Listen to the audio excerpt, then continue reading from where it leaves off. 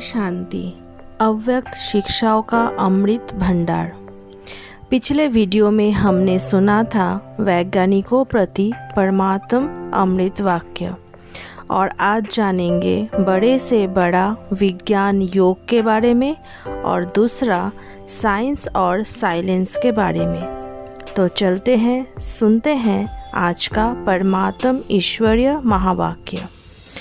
बाबा ने कहा, हे बच्चों, मुझ अपने बाप को याद करो तो तुम्हारे सब पाप भस्म हो जाएंगे और तुम पावन बन जाएंगे।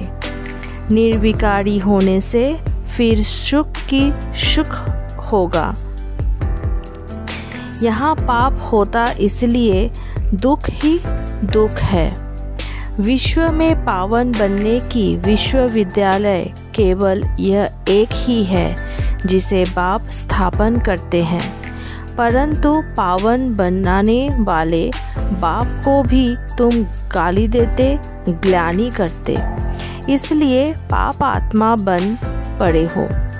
जबकि बाप तो तुम्हें ऐसा नर से नारायण और नारी से लक्ष्मी बनाते हैं जिनकी कभी कोई निंदा नहीं कर सकते। हर एक को टीचर बन बहुतों को आप समान बनाना चाहिए। एक एक टीचर जब 10-20 सेंटर स्थापन करे तब बाप कहेंगे फूल बच्चे हैं। सर्विस नहीं करेंगे तो फूल कैसे बनेंगे? तुम्हें सर्विस का सबूत देना है।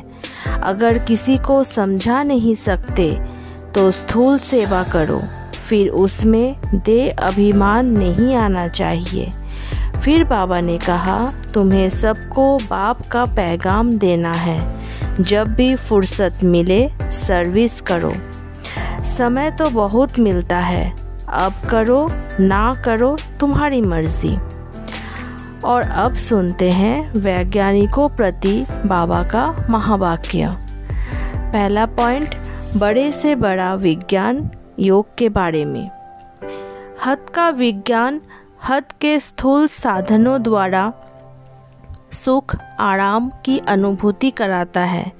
आपका विज्ञान है योग शक्ति। योग बड़े से बड़ा विज्ञान है। वहाँ है साधन और यहाँ है साधना। आत्मा को मन और बुद्धि की साधना द्वारा कितना दूर ले जाते हो। हद के विज्ञानी सूर्य तक नहीं पहुंच सकते और बेहद के विज्ञानी चंद्रमा सूर्य से भी पार पहुंच जाते हैं। ये विज्ञान एयर कंडीशन द्वारा सुख देता, आराम देता, और आप साधना द्वारा जब चाहो तब शीतल स्थिति का अनुभव करो। जब चाहो तब ज्वाला रूप का, शक्ति रूप का अनुभव कर सकते हो। अभी बड़े बड़े साइंस वाले भी नाउम्मीद होने लगे हैं। उन्हें आप साइलेंस वालों की किरणें दिखाई देंगी। वहाँ ही नज़र जाएगी। आपके आत्मा से ही उन्होंने एटम बनाया है। कॉपी तो आपकी ही की है। अगर आत्मिक शक्ति नहीं होती तो ये एटॉमिक बॉम्ब्स बनाने वाले कहाँ होते? साइंस और साइलेंस। साइंस और साइलेंस का आपस में बहुत गहरा कनेक्शन क्या है? साइंस वाले हर कार्य में प्राप्ति के गति को तीव्र बना रहे हैं। वे लोग आवाज़ की गति से भी तेज जाने चाहते हैं। सब कार्य सेकंड की गति से भी आगे करना चाहते हैं। इतने सारे विश्व का विनाश कितने थोड़े समय में करने के लिए तैयार हो गए हैं। तो स्थापना की निमित्त बनी हुई आत्माएं साइलेंस की शक्ति द्वारा सेकंड में करना, सेकंड में पाना, ऐसे तीव्र गति की अनुभवी बनो।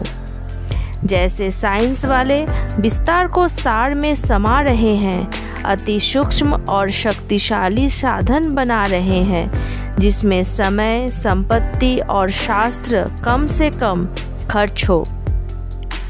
पहले विनाश के कार्य में कितनी बड़ी सेना, कितने शास्त्र और कितना समय लगता था, और अब विस्तार को सार में लाया है। साइंस वाले बच्चे साइंस के आधार पर कहाँ हरियाली की फीलिंग दिलाते हैं, कहाँ सागर की पानी की फीलिंग दिलाते हैं। ऐसा स्थान बनाते हैं जो वहाँ जाते ही अनुभव होता है कि सागर में आ गए हैं, पहाड़ी पर आ गए हैं। इसी रीति आप साइलेंस के आधार पर ऐसा वातावरण बनाओ जो हर एक अनुभव करे कि सुख के व शांति के स्थान पर पहुंच गए हैं। जैसे साइंस के साधनों द्वारा समय और आवाज़ कितना भी दूर होती समीप हो गया है, जैसे प्लेन द्वारा समय कितना नज़दीक हो गया है, थोड़े समय में कहां से कहां पहुंच सकते हैं। टेलीफोन द्वारा आवाज़ कितना समीप हो गया है। लंदन के व्यक्ति का आवाज़ भी ऐसे सुनाई देगा जैसे सम्मुख बात कर रहे हैं। ऐसे ही टेलीविज़न के साधनों द्वारा कोई भी दृश्य व व्यक्ति दूर होते हुए भी सम्मुख अनुभव होता है। ये साइंस तो आपकी रचना है, आप मास्टर रचयिता हो। इसलिए ही की शक्ति के आप सब भी विश्व की किसी भी दूर रहने वाली आत्मा का आवाज़ सुन सकते हो। सतोप्रधान बुद्धि से, नॉलेज की शक्ति से साइंस को यथार्थ रूप से प्रयोग करो तो नई सृष्टि की स्थापना के निमित्त यह साइंस बनेगी। आज वो नॉलेज ना होने के कारण विनाश की ओर बढ़ रहे हैं, लेकिन साइंस की शक्ति को साइलेंस की शक्ति के आधार से अच्छे कार्य में लगाने के निमित्त बन सकते हो। और अब सुनते हैं आज का परमात्म वरदान। सर्व पदार्थों की आसक्तियों से न्यारे अनासक्त प्रकृति जीत भव। अगर कोई भी पदार्थ कर्मेंद्रियों को विचलित करता है, अर्थात आसक्ति का भाव उत्पन्न होता है, तो भी न्यारे नहीं बन सकेंगे। इच्छाएं ही आसक्तियों का रूप है। कई कहते हैं इच्छा नहीं है लेकिन अच्छा लगता है, तो ये भी सूक्ष्म आसक्ति है।